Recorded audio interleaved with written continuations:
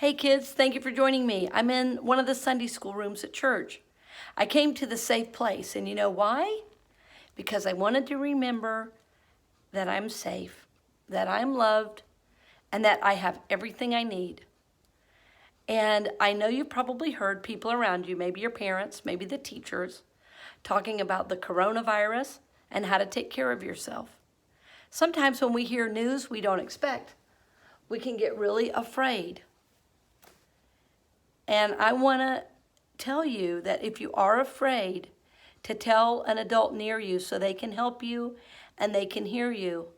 And what I want you to know is you're safe and you're loved.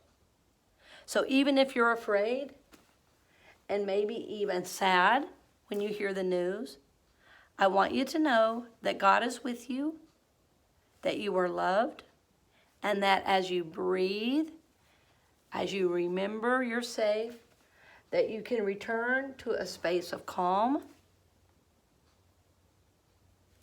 and that your parents can help you know that you are safe, which of course is going to bring you into more happy.